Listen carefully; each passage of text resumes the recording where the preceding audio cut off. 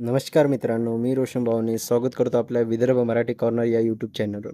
गावातील रोजगार सेवक म्हणजे कोण? रोजगार सेवकाचे काय कर्तव्य आणि काय कोणती कामे असतात? त्याची पात्रता काय आहे? पगार किती मिळतो? तेच आपण या व्हिडिओमध्ये बघणार आहोत. तरी तुम्ही व्हिडिओ हा शेवटपर्यंत नक्की बघा आणि तुम्ही जर चॅनलवरती नवीन असाल तर चॅनलला नक्कीच सबस्क्राईब करा. असेच नवनवीन माहितीसह व्हिडिओ आपल्या चॅनलवरती येत राहतात. चला तर मित्रांनो बघूया. गावातील रोजगार सेवक म्हणजे कोण हेच आपण या व्हिडिओमध्ये बघणार आहोत. तरी तुम्हाला माहिती असेल प्रत्येक ग्रामपंचायतमध्ये एक रोजगार सेवक असतो. त्या रोजगार सेवकाची कोणती कामे असतात ते आपण आता बघूया. गावातील रोजगार सेवक हा एक कंत्राटी कर्मचारी असतो. म्हणजे किंवा तो कंत्राटी असतो किंवा पंचायत समितीवर नियुक्त केला असेल तर तो परमनंट सुद्धा असतो. म्हणजे डिपेंड करते ते त्या ग्रामपंचायतवर. जो महात्मा गांधी राष्ट्रीय ग्रामीण हमी योजना, मनरेगा अंतर्गत गावातील कामाची नोंद करतो, तपासणी अहवाल सादर करतो. रोजगार सेवक हा ग्रामपंचायत तांत्रिक सहाय्यक किंवा फील्ड स्तरावर कामकाज पाहणारा व्यक्तीसुद्धा असतो, जो केंद्र शासनाच्या मनरेगा योजनेच्या अंमलासाठी नेमलेला असतो. म्हणजेच याचा मुख्य उद्देश हा आहे, की मनरेगा अंतर्गत जे काही ग्रामपंचायत स्तरावर कामं होतात, त्या कामाचा अहवाल सादर करणे, त्या कामाचे देखरेख करणे, याचे हे मुख्य काम रोजगार सेवकाचे असते. त्यामध्ये रोजगार सेवकाची काही मुख्य कामे देण्यात आलेली आहेत. त्यामध्ये पहिलं काम आहे मनरेगा योजनेअंतर्गत नोंदणी करणे. बघा, म्हणजेच मनरेगा अंतर्गत नोंदणी करणे हे त्याचं मुख्य काम आहे. ते नोंदणी केलेले कामगार त्या कामगारामार्फत काम करून घेणे. मनरेगा योजनेअंतर्गत नोंदणी करणे, मजुरांची नावे, जॉब कार्ड तयार करणे, कामासाठी नोंदलेले कुटुंबे रेकॉर्ड करणे. म्हणजेच मनरेगा अंतर्गत नोंदणी करून मजुरांची नावे, जॉब कार्ड तयार करून देणे. म्हणजे जे काही मजूर असतात त्यांना एक जॉब कार्ड दिले जाते. त्या जॉब कार्डच्या आधारावर त्यांना 3 महिन्याचं कामाची शाश्वती दिली जाते. हे जॉब कार्ड एक कुटुंबासाठी बनलेलं असतं. म्हणजे एका कुटुंबात जेवढे व्यक्ती असेल तेवढे त्या व्यक्तीचे नावे त्या जॉब कार्डवर असतात. त्या कुटुंबातील व्यक्तींना रोजगार प्राप्त करून देणे मनरेगा हे रोजगार सेवकाचे मुख्य काम असते. त्यासाठी कामात नोंदवलेले जे कुटुंबे आहेत, त्यांचे रेकॉर्डाचे जतन करणे, त्यांचा रेकॉर्ड तयार करणे, तो पंचायत समितीला सादर करणे. दुसरे महत्त्वाचे काम म्हणजे कामाचे नियोजन व नोंद ठेवणे. जे काही काम मंत्रालयामध्ये सुरू आहे त्याचे नियोजन करणे, त्याची नोंद ठेवणे व कोणत्या मजुराने किती दिवस काम केले याची नोंद ठेवणे, हजेरीपत्रक किंवा म्हणजेच त्याला म्हणतात मस्टर बनवणे आणि ते पंचायत समितीला सादर करून त्यांचा पेमेंट काढून देणे. हे मुख्य काम याचे रोजगार सेवकाचे असते. त्यानंतर कामाची देखरेख करणे हे तिसरं मुख्य काम आहे. जे काही मनरेगा तर काम सुरू आहे त्या कामाची देखरेख करणे, गावात सुरू असलेल्या मनरेगा कामाची माहिती व अहवाल बनवून तो पंचायत समितीला सादर करणे, काम योग्य सुरू आहे की नाही याची तपासणी करणे. म्हणजे वेळोवेळी जे काही मनरेगा अंतर्गत काम सुरू आहे ते योग्य आहे की नाही याची तपासणीसुद्धा करावी लागते. हेच मुख्य काम रोजगार सेवकाचे असते. त्यानंतर चौथा आहे ऑनलाईन एंट्री करणे.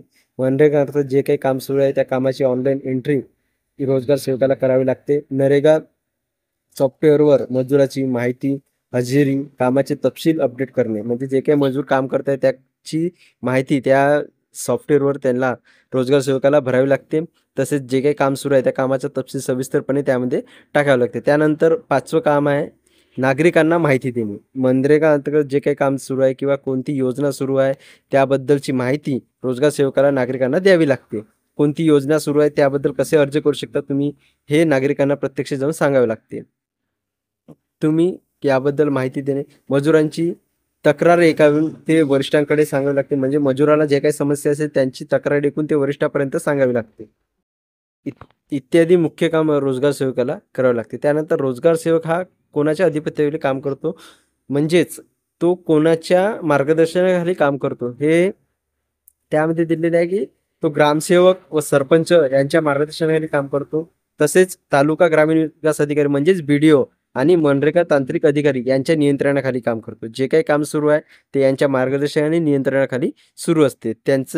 त्यांच्या मार्गदर्शन घेऊनच त्याला रोजगार सेवकाला पुढील काम करावे लागतात. त्यानंतर आता बघूया, की रोजगार सेवकाला पगार किंवा मानधन किती मिळते. रोजगार सेवकांना ठराविक मानधन दिले जाते. उदाहरणार्थ 8,000 ते 15,000 म्हणजे छोटी ग्रामपंचायत असेल तर 8,000 पर्यंत आणि जर ग्रामपंचायत क्षेत्र मोठे असेल किंवा मोठी ग्रामपंचायत असेल तर त्याच्यासाठी ₹15,000 म्हणजेच डिपेंड करते ते ग्रामपंचायतीवर किती मानधन मिळेल ते रोजगार सेवकाला. त्यानंतर पगार हा राज्य शासनाच्या धोरणानुसार आणि ग्रामपंचायत उत्पन्नावर अवलंबून असतो. तसेच बहुतांशी वेळा हे पद कंत्राटी स्वरूपाचे असते. त्यानंतर दिलेले आहे, की पात्रता काय आहे? रोजगार सेवक बनण्यासाठी कोणती पात्रता हवी आहे? त्यामध्ये पहिले आहे किमान तो व्यक्ती 12वी शिकलेला असावा किंवा पदवीधर असावा. म्हणजे कमीत कमी 12वी आणि जास्तीत जास्त पदवीधर. त्यानंतर त्याला संगणकाचे प्राथमिक ज्ञान असणे आवश्यक आहे.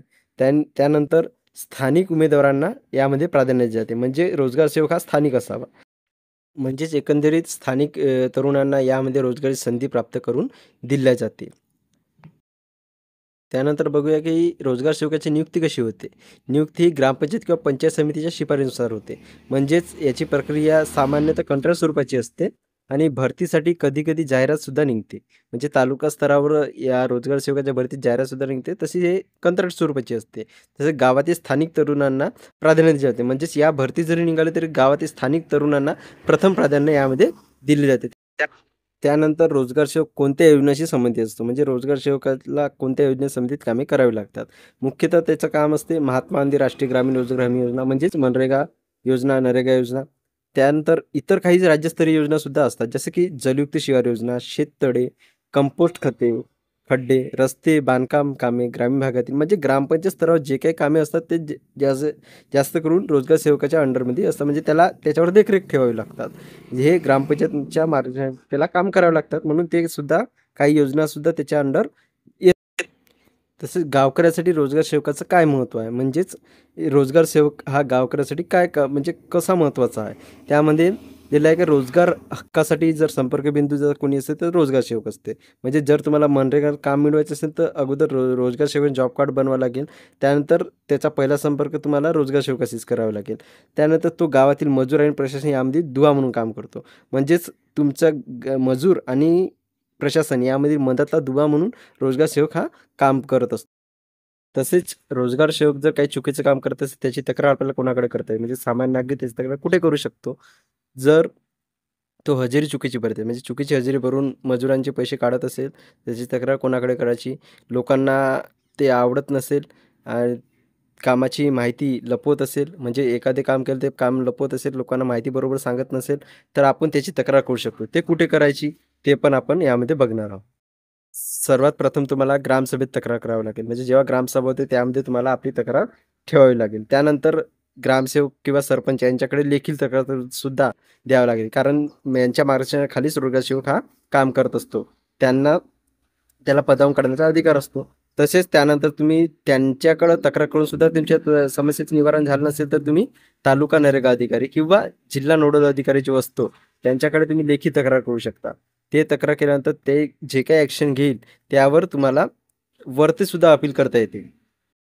म्हणजेच एकंदरीत तुम्ही अगोदर ग्रामस्तरावर, नंतर तालुका स्तरावर, नंतर जिल्हा स्तरावर अशा तिन्ही स्तरावर तुम्ही तक्रारी करू शकता. म्हणजेच तुमचं समाधान ग्रामस्तरावर नसेल झालं तर तुम्ही तालुका स्तरावर तक्रार करू शकता रोजगार सेवकाची की हा रोजगार सेवक बरोबर नाही आहे, हा असे काम करतो किंवा हा चुकीने मजुराचे पैसे काढतो किंवा असे जर तुमची जे काही तक्रार असेल ते तुम्ही तुमच्या ग्रामसभेत मांडून त्यानंतर तुम्ही तालुका स्तरावर, जिल्हा स्तरावर अशा प्रकारे तक्रार करू शकता आणि जर रोजगार सेवक चुकीचे काम करत असेल त्याला तुम्ही पदावरून काढू शकता. हे सामान्य नागरिक सुद्धा करू शकतो. आता आता तुम्ही तक्रार केली त्यानंतर काय होणार. म्हणजे तुम्ही तक्रार केल्यानंतर त्याच्यावर कशी कारवाई केली जाईल. त्यावेळेस सर्वप्रथम चौकशी प्रक्रिया सुरू केली जाते. म्हणजे जे तुम्ही तक्रार केली ती खरी आहे की खोटी आहे याबद्दल चौकशी केली जाईल. त्यानंतर प्राथमिक पातळीवर समज दिले म्हणजे पहिलं फर्स्ट वॉर्निंग दिले जाईल त्याला. जर त्यांनी सेकंड तसेच काम केले नंतर सुद्धा तेच काम केले तर त्याला काढलं जाईल. परंतु पहिले वॉर्निंग दिली जाईल. कामकाजानं तात्पुरती सूट दिली म्हणजे सस्पेंड केलं जाईल. काही दिवसासाठी त्याला कामकाजापासून हटवलं जाईल. त्यानंतर मानधन थांबवलं जाऊ शकते. म्हणजे त्याने जर खूपच गंभीर चुकीचं काम केलं असेल तर त्याचं मानधन पूर्णपणे थांबवलं जाऊ शकते. त्यानंतर सुद्धा जर याच्यापेक्षा मोठं चुकीचं काम केलं असेल तर त्याच्यावर कायदेशीर कारवाई केल्या जाईल. जर त्याची वरतीच वॉर्निंग देऊन सुद्धा तो ऐकला नसेल तर त्याला कामावरून काढलं जाईल. आणि याच्यापेक्षा सुद्धा गंभीर गैरप्रकार केला असेल जसे की भ्रष्टाचार केला असेल किंवा बनावट सहीचा वापर करून एखाद्याची फसवणूक केली असेल असे सिद्ध जर झाले तर त्याला पोलीस तक्रार किंवा गुन्हा नोंदवला जाऊ शकतो आणि त्याच्यावर कडक कारवाई केली जाऊ शकते आणि त्याच्यावर संबंधित कलमान्वये शिक्षा सुद्धा होऊ शकते. या प्रकारे रोजगार सेवकाचे काही कर्तव्य बघितले आपण, पात्रता बघितलं, त्याचं मानधन किती मिळते ते बघितलं, तो जर चुकीचे काही काम करत असेल त्याची तक्रार कुठे करायची ते सुद्धा आपण या बघितलं. तर मित्रांनो ही होती रोजगार सेवकाबद्दलची संपूर्ण अशी माहिती. त्यामध्ये तुम्हाला त्याची पात्रता काय आहे, कोणते कामं करावे लागतात, त्याची तक्रार कुठे करावी, जर रोजगार सेवक गैरकाम करत असेल, गैरप्रकार करत असेल, हे आपण या व्हिडिओमध्ये संपूर्णपणे समजावून सांगितलेलं आहे आणि तुम्हाला ते समजलं असेल. तसेच मित्रांनो, तुम्हाला हा व्हिडिओ जर इन्फॉर्मेटिव्ह वाटला असेल तर व्हिडिओला नक्कीच लाईक करा आणि तुम्हाला जर काही प्रश्न असतील तर नक्कीच कमेंट बॉक्समध्ये विचारा आणि तुम्ही जर चॅनलवरती नवीन असाल तर चॅनलला नक्कीच सबस्क्राईब करा. असेच नवनवीन माहितीचे व्हिडिओ आपल्या चॅनलवरती येत राहतात. तर धन्यवाद मित्रांनो.